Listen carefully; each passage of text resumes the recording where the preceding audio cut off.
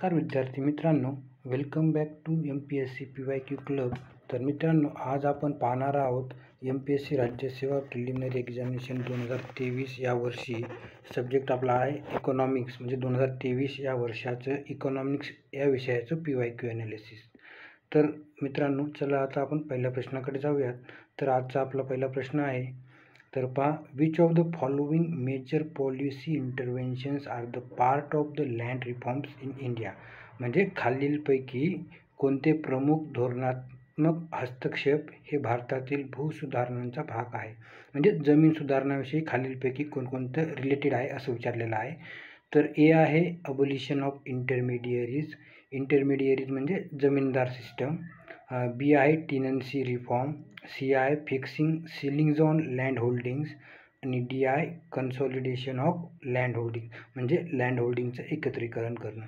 तर पहा मित्रांनो, याचं उत्तर येते ऑल ऑफ द अबव.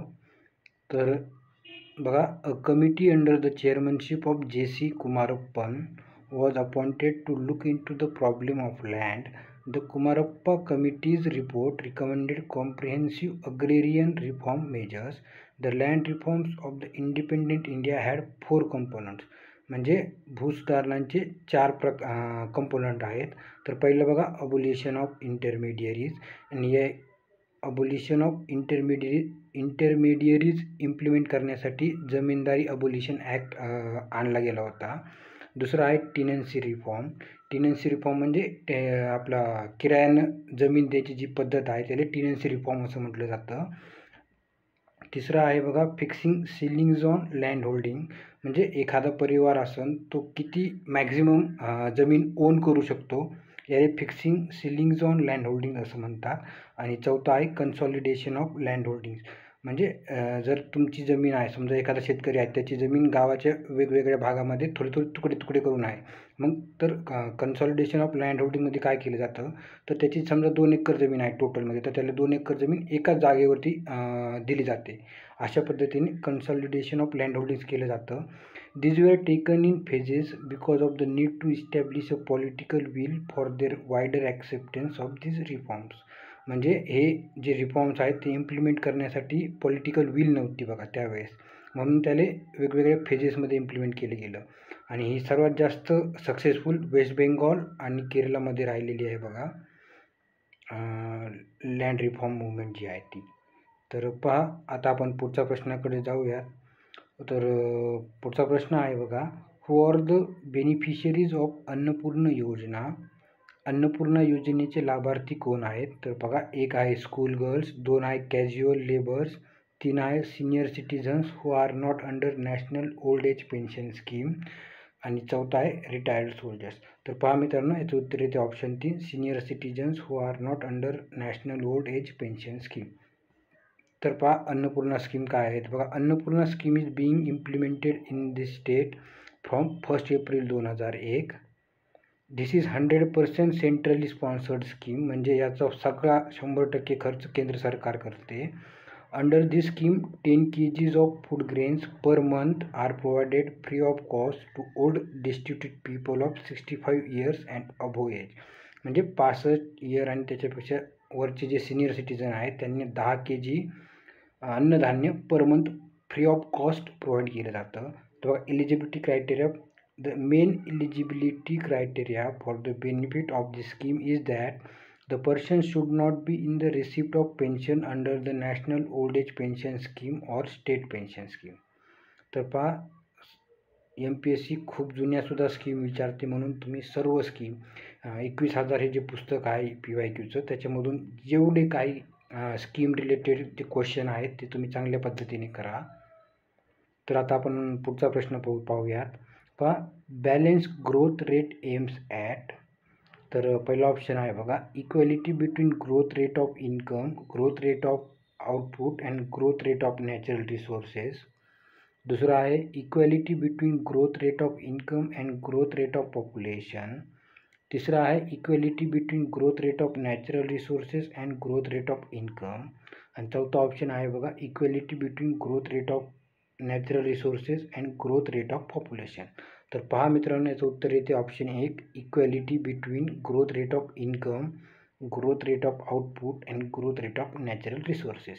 तर पहा बॅलन्स ग्रोथ काय असते, तर सर्व जे सेक्टर्स आहेत इकॉनॉमीचे, सर्व सोशल ग्रुप्स जे आहेत आपल्या देशातील, त्या सर्वांचं इक्वल प्रमाणामध्ये जर ग्रोथ झाली तर त्याला आपण बॅलन्स ग्रोथ असं म्हणतो. तर पहा balance growth doctrine advocate simultaneous investment in a number of industries. The balanced growth aims at the development of all sectors simultaneously, but unbalanced growth recommends that the investment should be made only in leading sectors of economy. For example, जेव्हा आपला first 5 year plan implement केला गेला होता पहा, तर त्यावेळेस जो focus होता तर तो ॲग्रिकल्चरवरती होता, नंतर डॅम बिल्ड करण्यावरती होता, म्हणजे एकाच सेक्टरला प्राधान्य दिलं गेलं होतं, म्हणून त्याला आपण अनबॅलन्स ग्रोथ म्हणू शकतो. जर बॅलन्स ग्रोथ असती तर प्रत्येक सेक्टर जो आहे, प्रत्येक इंडस्ट्री जी आहे त्याला इक्वल फोकस दिला तर त्याला आपण बॅलन्स ग्रोथ असं म्हणतो. तर पहा पुढचा प्रश्न पाहूयात. Urbanisation means a centralisation of population in the cities, B decentralisation of population in the cities, C centralisation of population in villages आणि D increase in density of population. तर पहा मित्रांनो, समजा एक हा अर्बन सिटी आहे बघा, आणि याच्या बाजूला काही व्हिलेज आहेत, V1, V2, V3 आणि V4. तर पहा व्हिलेजमधून अर्बन रिजनकडे होणारी जी मुवमेंट आहे आपण त्याला अर्बनायझेशन म्हणतो. तर याच्यामुळे काय होते, centralisation of population in the cities बरोबर आहे, decentralisation of population in the cities हे चुकीचं आहे, centralisation of population in villages नाही, तर इथं decentralisation of population in villages होते, आणि increase in density of population हे पण बरोबर आहे. तर ए आणि डी हे अगदी बरोबर उत्तर आहे बघा. Urbanisation can be described as the transformation from rural to urban living where people move to cities and shift their focus from agriculture to other activities common in urban areas such as trade, manufacture, industry and management. म्हणजे जे primary business असते जसं की agriculture किंवा food collect करणं, अशा पद्धतीचे जे बिझनेस आहे त्याच्यापासून शिफ्ट होते, कशावरती शिफ्ट होते, ट्रेड, मॅन्युफॅक्चरिंग, इंडस्ट्री, सर्व्हिसेस, अशा वेगवेगळ्या सेक्टरमध्ये. तर आता आपण पुढचा प्रश्न पाहूयात बघा. Which of the following statement about Atal Mission for Rejuvenation and Urban Transformation म्हणजे अमृत इज नॉट करेक्ट. तर पहिला आहे AMRUT is the flagship mission of government of India. दुसरा आहे it was launch by ministry of housing and urban affairs. It addresses the challenge of water supply in cities across the country. It was launch on 25 June 2015 in 500 cities in the country. तर पहा मित्रांनो, third statement जे आहे ते चुकीचं आहे. तर बघा, फोर्थ स्टेटमेंट आपल्याला काय सांगते, it was launch on 25 June 2015 in 500 cities. जर एखादी योजना 500 सिटीजमध्ये लॉन्च केली असेल तर ती अक्रॉस द कंट्री म्हणजे सर्व सिटीमध्ये थोडी वॉटर सप्लाय चॅलेंज फेस करणार आहे, ॲड्रेस करणार आहे. म्हणून जर तुम्ही लॉजिकली जरी पाहिलं तरी हा क्वेश्चन तुम्ही सॉल्व्ह करू शकत होता. तर पहा, Atal Mission for Rejuvenation and Urban Transformation was launched on 25 June 2015 in selected 500 cities and towns across the country. The mission focuses on development of basic infrastructure in the selected cities and towns in the sectors of water supply, sewerage and septage management, stormwater drainage, green spaces and parks, and non-motorized urban transport. A set of urban reforms and capacity building have been included in the mission. म्हणजे हे जे आपण घेतलं आहे ministry of housing and urban अफेअर्सच्या वेबसाईटवरून हा data घेतलेला आहे. तर बघा 2000 मोदी सरकार आल्यापासूनच्या बी योजना फार जास्त प्रमाणामध्ये एक्झाममध्ये विचारली जातात, म्हणजे 2014 पासूनच्या, जसे की जनधन योजना असेल, अजून आता जर लेटेस्टमध्ये आपण पाहिली तर ती आयुष्यमान भारत एक योजना आहे, ती पण एक योजना तुम्ही चांगल्या प्रकारे पाहून घ्या. तर आता आपण पुढचा प्रश्न पाहूयात बघा. If deprivation score of a household is dash % or greater then that household is called multi dimensionally poor. तर पहा, पहिला ऑप्शन आहे 20.33, दुसरा ऑप्शन आहे 50.33, तिसरा ऑप्शन आहे 40.33 आणि चौथा ऑप्शन आहे 33.3. तर मित्रांनो याचे उत्तर येते 33.3. तर पहा, What is the Global Multidimensional Poverty Index?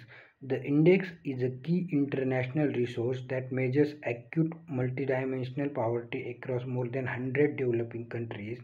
It was first launched in 2010 by Oxford Poverty Health Institute and Human Development Report Office of the UNDP. The MPI monitors deprivations in 10 indicators spanning health, education, and standard of living and includes both incidence as well as intensity of poverty. म्हणजे incidence म्हणजे poverty आढळते का नाही आणि जर intensity म्हणजे ती किती प्रमाणामध्ये पॉवर्टी आहे ते दोन्हीसुद्धा मेजर केलं जातं कशामध्ये मल्टीडायमेन्शनल पॉवर्टी इंडेक्समध्ये. आणि एक इम्पॉर्टंट लक्षात ठेवा की हा जो इंडेक्स आहे तो 2010मध्ये लॉन्च केला गेलेला आहे.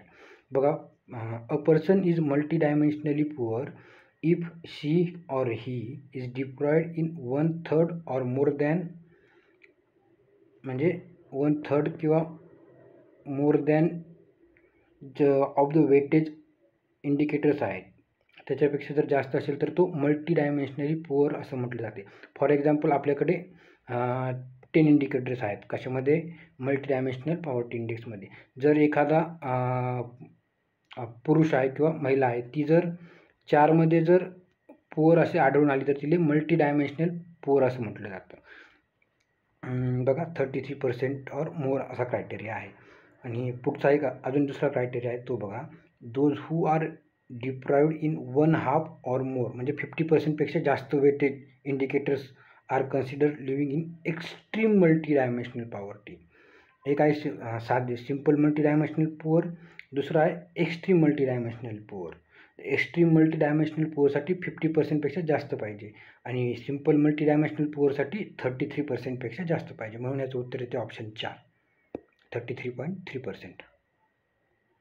तर चला आता आपण पुढचा प्रश्न पाहूयात. तर पहा, since July 1991 comprehensive liberalisation measures have been undertaken to improve the supply side of the economy. Among this the more important are, पहिला ऑप्शन आहे बघा trade and capital flows reforms, दुसरा आहे इंडस्ट्रियल डिरेग्युलेशन, तिसरा आहे disinvestment and public enterprises reforms आणि चौथा आहे फायनान्शियल सेक्टर रिफॉर्म्स. तर पहा मित्रांनो याचं उत्तर येते ऑप्शन 4 ABCD. आणि हा क्वेश्चन आहे लिबरलायझेशन टॉपिकमधला. जसे की आपण सर्वांना माहिती आहे 1991मध्ये भारतामध्ये LPG रिफॉर्म झाली होती बघा, लिबरलायझेशन, प्रायव्हेटायझेशन आणि ग्लोबलायझेशन. तर हा टॉपिक फार इम्पॉर्टंट आहे, तुम्हाला हा सर्व बुकमधून करायचा आहे. तर लिबरलायझेशन बेस्ड हा क्वेश्चन होता. तर पुढच्या वेळेस प्रायव्हेटायझेशन किंवा ग्लोबलायझेशनवरती पण विचारला जाऊ शकतो. तर पहा, तर 4 कंपोनंट दिलेले आहेत इथं. तर ते 4 कंपोनंट काय असतील बघा लिबरलायझेशनचे. बघा, trade and capital flows reform. These reforms were aimed at reducing import restrictions, decreasing import duties, and liberalizing foreign exchange regulation. The goal was to promote free trade and increase foreign investments in India. The government also allowed for repatriation of profits by foreign firms and liberalized regulation around foreign direct investment. म्हणजे foreign direct investment भारतामध्ये येण्यासाठी जे काही regulation होते ते थोडे liberalise केले म्हणजे कमी केले गेले. इंडस्ट्रियल डिरेग्युलेशन बघा, prior to 1991 the Indian economy was highly regulated with many industries reserved for the public sector and others requiring license to operate.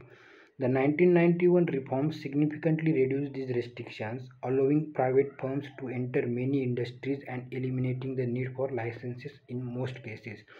म्हणजे जे लायसन्स राज आपण म्हणतो ते इंडस्ट्रियल डिरेग्युलेशन कमी झालं बघा. This led to increased competition and efficiency in the industrial sector. तर third बघा disinvestment and public enterprises reforms. The government initiated a policy of disinvestment in public sectors enterprises to raise funds and reduce the fiscal deficit. This involved selling of shares in public sector companies to private investors. The aim was also to improve the efficiency of these companies by exposing them to market competition. आणि चौथा आहे financial sector reforms. आणि financial sector रिफॉर्म्समध्ये banking reform येतात, insurance reform येतात, नंतर stock market reforms येतात. हे जे काही रिफॉर्म्स आहेत ते सर्व फायनान्शियल सेक्टर रिफॉर्ममध्ये येतात. तर अशा पद्धतीने आपण हा प्रश्न पाहिलेला आहे. तर आता आपण पुढचा प्रश्न पाहूयात बघा. The long term objectives of economic planning as spelled on various plan documents have been as follows. तर हे आहे बघा, economic growth, self reliance. Self reliance म्हणजे आत्मनिर्भर. जे आपले नरेंद्र मोदी आहेत पंतप्रधान, ते म्हणतात की आत्मनिर्भर बना, तर तेच सेल्फ रिलायन्स आहे. बी आहे removal of unemployment, reduction in income inequalities, म्हणजे विषमता कमी करणं, कशातली तर इन्कममधली. तिसरा आहे बघा एलिमिनेशन ऑफ पॉवर्टी, मॉडर्नायझेशन. आणि चौथा आहे इन्क्लुझिव्हनेस अँड सस्टेनेबिलिटी ऑफ ग्रोथ. तर आपण सर्व 5 इयर प्लॅन पाहिले, तर त्याच्यामध्ये वेगवेगळ्या प्लॅनमध्ये वेगवेगळ्या प्रकारे एक ना एक गोल किंवा एक ना एक ऑब्जेक्टिव्ह इन्क्लूड केलं गेलेलं होतं. म्हणून याचं उत्तर येते बघा ऑप्शन 4, ABC आणि D. तर पहा, some of the key objectives of economic planning in India include the following. तर पहा, economic growth. One of the primary objectives of economic planning in India is to promote economic growth measured in terms of gross domestic product. This involves increasing the production and consumption of goods and services in the country, creating jobs and reducing poverty. दूसरा है reducing poverty. Economic planning aims to reduce poverty by creating employment opportunities, increasing the productivity of the workforce, and providing basic necessities to the poor. Third आहे बघा self-sufficiency. One of the primary objectives of economic planning in India has been to achieve self-sufficiency in key areas such as food, energy, and defense. This is done by promoting domestic production, reducing dependence on imports, and promoting indigenous research and development. आणि चौथा आहे बघा social justice and equity. Economic planning in India also aims to promote social justice and equity by ensuring that the benefits of economic growth are distributed fairly across all sections of society. म्हणजे आपल्या देशामध्ये असणारे सर्व sections आहेत सोसायटीचे, त्यांच्यापर्यंत ही economic growth पोहोचली पाहिजे. हे पण एक प्लॅनिंगचं उद्देश होतं, ऑब्जेक्टिव्ह होता. तर पहा, पुढचा ऑब्जेक्टिव्ह आहे बघा regional development. Economic planning in India also aims to promote regional development by reducing regional imbalance and promoting the development of backward regions. This is done by providing infrastructure, incentives, and subsidies to promote industrialization and economic growth in these regions. पुढचा आहे बघा employment generation. India has a large and growing population with a significant portion of the workforce employed in the informal sector. Informal sector बघा, दोन प्रकारचे sector असते. एक असते formal sector, दुसरं असते इन्फॉर्मल सेक्टर. तर फॉर्मल सेक्टरमध्ये बघा काही सोशल सिक्युरिटीचे बेनिफिट भेटतात. सोशल सिक्युरिटी बेनिफिट म्हणजे काय, तर पेन्शन, प्रोव्हिडंट फंड आणि मॅटर्निटी बेनिफिट्स, हे जे काही बेनिफिट्स आहेत तर ते फॉर्मल सेक्टरमध्ये भेटतात. आणि इन्फॉर्मल सेक्टरमध्ये असलं काहीही भेटत नाही. बघा, economic planning aims to create new employment opportunities especially in the manufacturing and services sectors and promote entrepreneurship and self employment. Next objective आहे बघा reducing regional disparities. India is a vast country with significant regional disparities in terms of income, infrastructure and access to basic services such as healthcare and education. Economic planning aims to reduce these disparities by allocating resources to underdeveloped regions and promoting balanced regional development. तर बघा, पुढचा आहे balance regional development. Economic planning also aims to promote balance regional development by ensuring that benefits of development reach all parts of the country. This is achieved by investing in infrastructure, setting up industries in backward areas and promoting entrepreneurship. नंतर पुढचा goal आहे बघा एक increase standard of living, म्हणजे standard of लिव्हिंगला वाढवणे. Economic planning in India aims to increase the standard of living of the people by promoting economic growth, providing access to basic amenities such as healthcare, education and housing. म्हणजे बघा, आपण economic प्लॅनिंगचे काही objective पाहिले. ते बघा, economic growth आहे, reducing poverty आहे, self sufficiency आहे, सोशल जस्टिस अँड इक्विटी आहे. पुढचा आहे बघा regional development, employment generation, reducing regional disparities and balance regional development. अशा प्रकारे 8 ऑब्जेक्टिव्ह आपण प्लॅनिंगचे पाहिलेले आहेत.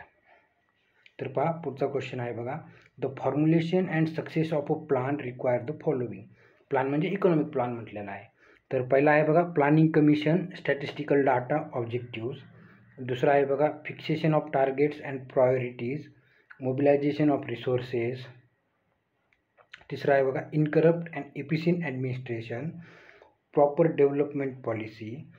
आणि डी आहे बघा economy in administration and education base.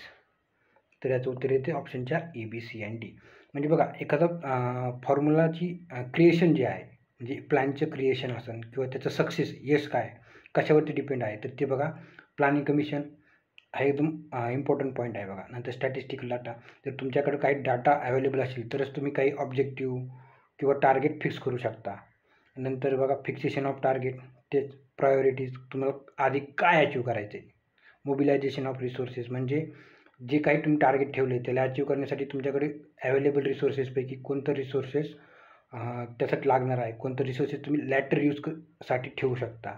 नंतर इनकरप्ट अँड एफिशियंट ॲडमिनिस्ट्रेशन म्हणजे ब्युरोक्रेसीबद्दल हे स्टेटमेंट आहे. जर इनकरप्ट किंवा एफिशियंट जर ॲडमिनिस्ट्रेशन असेल तर आपण तो प्लॅन लवकर अचीव करू शकतो जे काही टार्गेट ठेवलेलं आहे त्या प्लॅनमध्ये. आणि अशाच प्रकारे economy in administration and education base. तर पहा well defined aims and objectives म्हणजे एखादा formulation and success of plan जे आहे ते कशावरती बेस्ड आहे, तर ते बघा well defined aims and objectives. Every plan must be associated with certain well defined aims and objectives. In a democratic planning, there must be a large measure of agreement in the community with respect to these aims and objectives. दूसरा आहे बघा emerge out of the conscious decision. Planning must emerge out of the conscious decision of determinate authority. पुढचा आहे बघा purposive direction. In a federal structure where there is the diffusion of power and responsibility, there must be an overall unity of policy. The purposive direction which planning involves must come from the central government. म्हणजे की central government आपल्या देशामध्ये direct करायचं की state गव्हर्नमेंटला की आपले हे target आहेत आणि तुम्ही याच्यामध्ये स्टेटचे बी जे काही प्लॅन असेल ते तुम्हाला फॉर्म्युलेट करायचे आहेत. म्हणजे सेंट्रल गव्हर्नमेंटचा जो प्लॅन आहे त्याच्या बाहेर जाऊन स्टेट गव्हर्नमेंटला काही नवीन अशा प्रकारे काही करता येत नव्हतं. पुढचा आहे बघा efficient administrative system. There must be an administrative system with efficiency and impeccable integrity capable of discharging its responsibilities in connection with the execution of the plan. And पुढचा आहे carefully fix the targets. The planning authority must carefully fix the targets without illusions as to what is possible. If the targets are fanciful, the whole plan will be fanciful.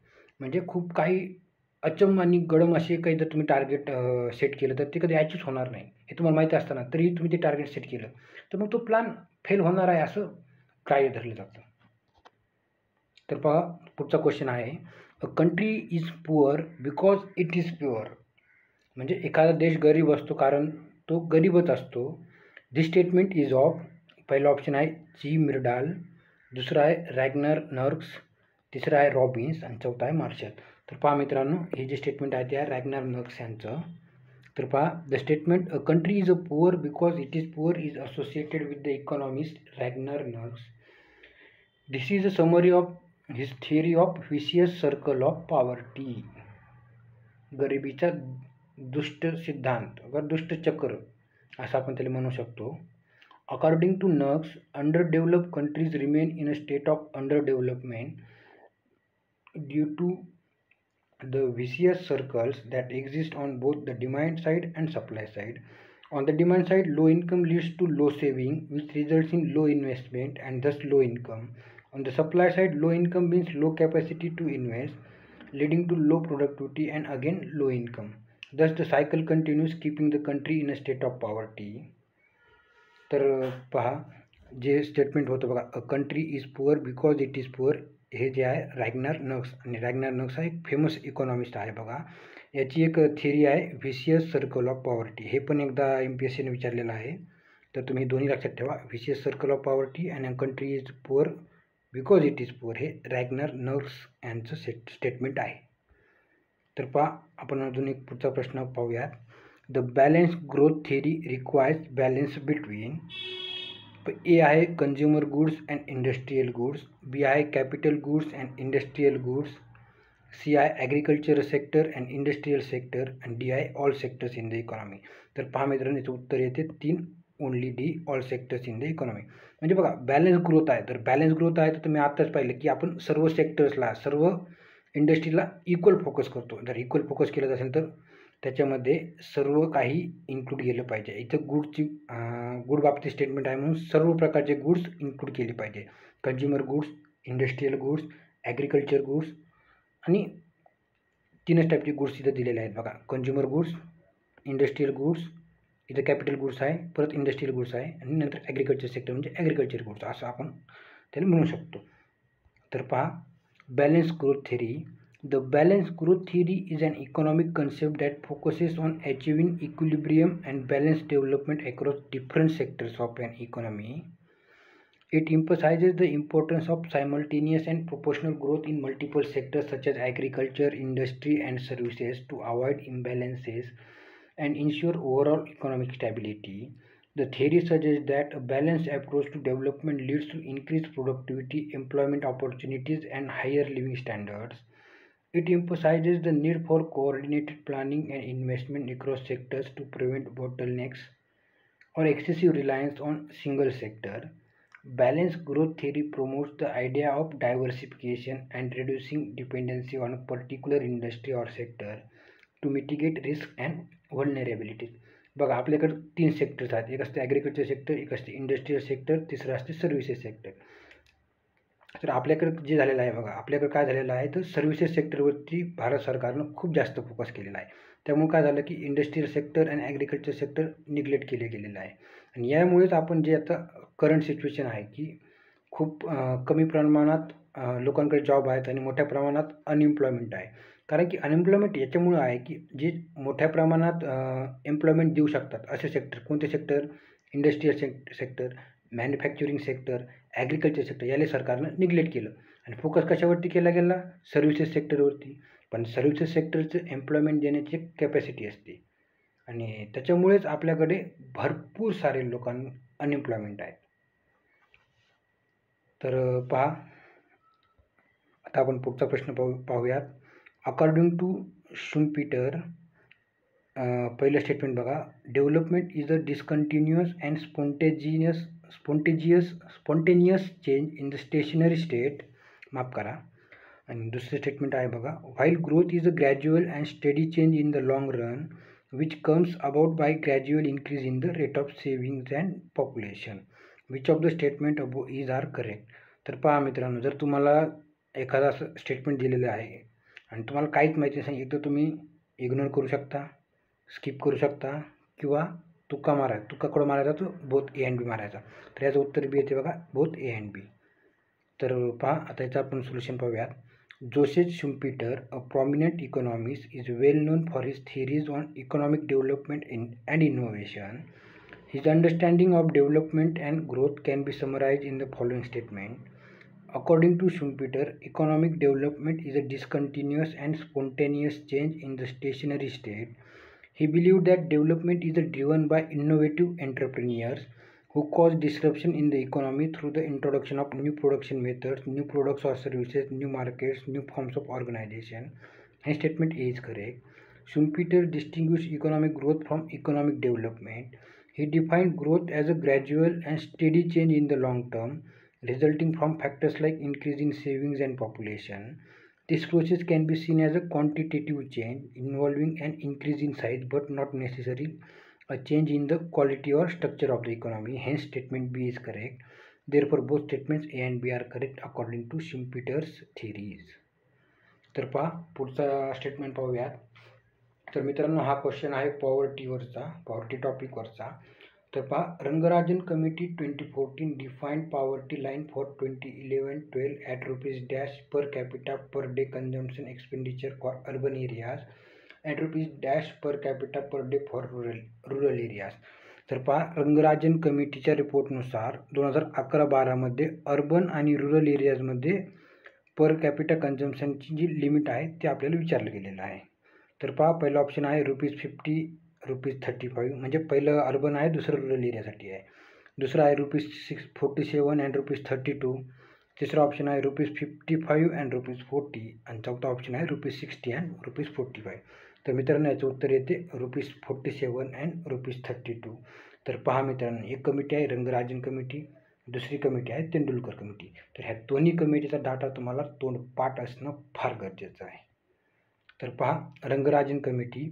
The government setup Rangarajan committee in 2013 to review the Tendulkar committee for estimating poverty and clear the ambiguity over the number of poor in the country.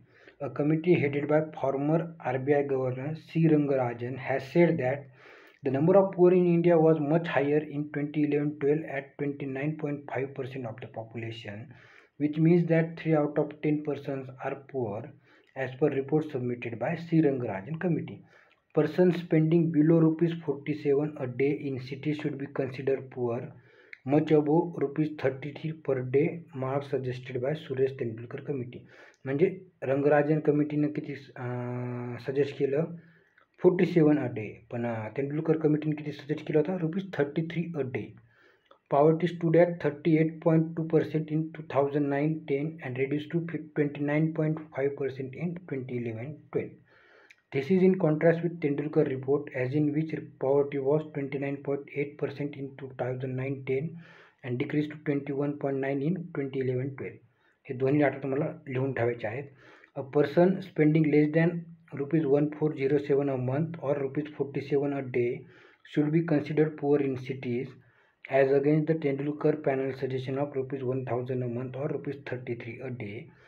हे झालं सिटीजसाठी बरं का. आता rural एरियासाठी बघा, a person spending less than ₹972 a month or ₹32 a day should be considered poor in villages, which is again in variance with Tendulkar committee's suggestion of ₹816 a month or ₹27 per day. तर पहा, Rangarajan कमिटीनुसार urban एरियामध्ये किती आहेत? ₹47 per day आणि rural एरियामध्ये किती आहेत? ₹32 per day. आणि तेंडुलकर कमिटीचं सजेशननुसार अर्बन एरियामध्ये किती आहेत? 33 पर डे आणि रुरल एरियामध्ये आहे ₹27 पर डे. हे दोन डाटा तुम्हाला फार इम्पॉर्टंट आहेत आणि लक्षात ठेवायचे आहे. तर पहा, पुढचा प्रश्न आहे बघा. In 2014 the government implemented which of the following scheme for financial inclusion. तर पहा, 2014 पासून तुम्हाला म्हटलं होतं मी आधीच की 2014 पासूनची स्कीम फार इम्पॉर्टंट आहे.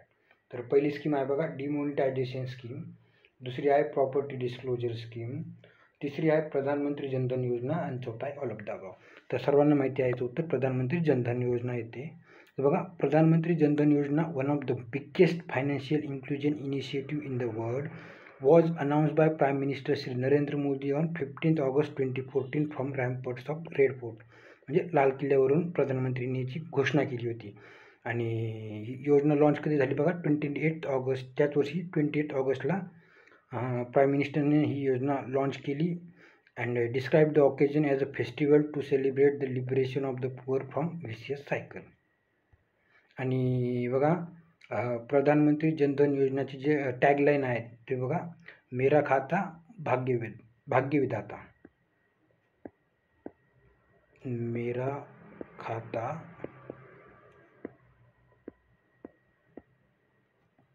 भाग्यविधाता हे जे स्टेटमेंट आहे ते टॅगलाईन आहे कशाची? तर प्रधानमंत्री जनधन योजनेची.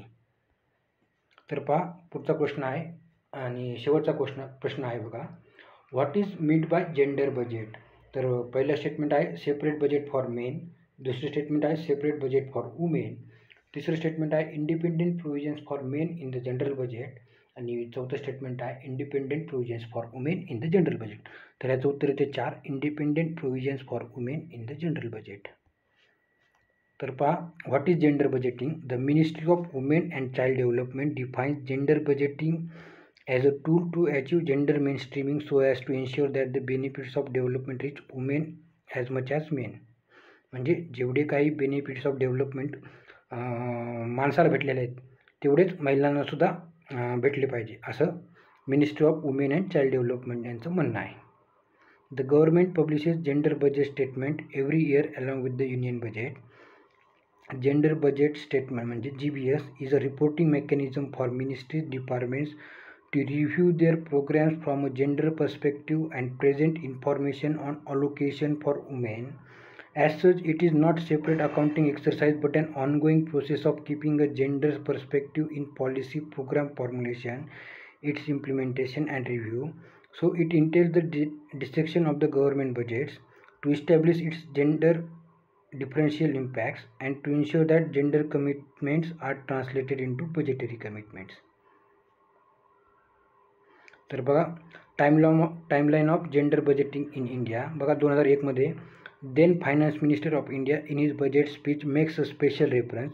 National institute of public finance and policy analyses the union budget 2001-2 from gender perspective for the first time. In 2005 and 6 the gender budget was first time introduced in India. हे लक्षात ठेवा, 2005-6मध्ये first time gender budget was introduced.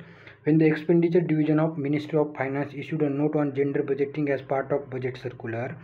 Part A त्याच्यामध्ये बघा, Part A काय होता तर Part A of the note reflects women specific schemes which have 100% allocation for women. Part B of the note reflects pro-women scheme where at least 30% of the allocation is for women.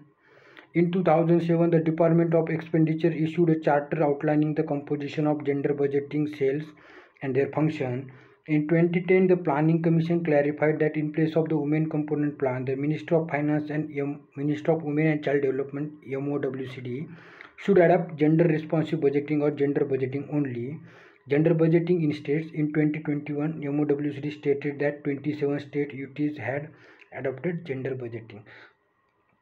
आणि अजून एक important लक्षात ठेवायचं आहे, 2013मध्ये महाराष्ट्र सरकारनं सुद्धा gender budget introduce केलेलं आहे. कधी? 2013मध्ये. तर पहा मित्रांनो, अशा पद्धतीने आपण 2023 या वर्षाचे इकॉनॉमिक्स या विषयाचं PYQ ॲनालिसिस पाहिलेलं आहे. तर मी तुम्हाला आता काही इम्पॉर्टंट टॉपिक सांगणार आहे, त्याच्यावरती तुम्ही फोकस करायचा आहे. तर पहिला आहे बघा स्कीम्सवरती यावर्षी 3 क्वेश्चन होते. मग काही स्कीम जुन्या असतात, काही स्कीम नव्या असतात. नव्या स्कीम्स म्हणजे 2014च्या नंतरच्या स्कीम्स. दुसरं आहे बघा इंडेक्सेस, वेगवेगळ्या इंडेक्सेसवरती क्वेश्चन विचारला जाते. तिसरा टॉपिक आहे पॉवर्टी. नंतर चौथा आहे अनएम्प्लॉयमेंट, अनएम्प्लॉयमेंट. नंतर येते बघा 5 year plans, 5 year plans. Next topic आहे सस्टेनेबल डेव्हलपमेंट गोल्स आणि millennium development goals. Sustainable development goals 17 आहेत, मिलेनियम डेव्हलपमेंट गोल्स 10 आहेत. तर याच्यानंतर अजून RBI म्हणजे मनी अँड बँकिंग, RBI. नंतर इन्फ्लेशन एक फार इम्पॉर्टंट टॉपिक आहे बघा. आणि जर अजून एखादा टॉपिक राहिला असेल तर कोणता टॉपिक राहिला आहे? ठीक आहे, काही जर आठवलं तर आपण पुढच्या लेक्चरमध्ये पाहूयात. आणि जर व्हिडिओ तुम्हाला आवडला असेल तर कमेंटमध्ये मला तसं सांगा. आणि चॅनल आवडलं असेल तर सबस्क्राईब आणि लाईक करा, तुमच्या मित्रांना शेअर करा. Thank you very much.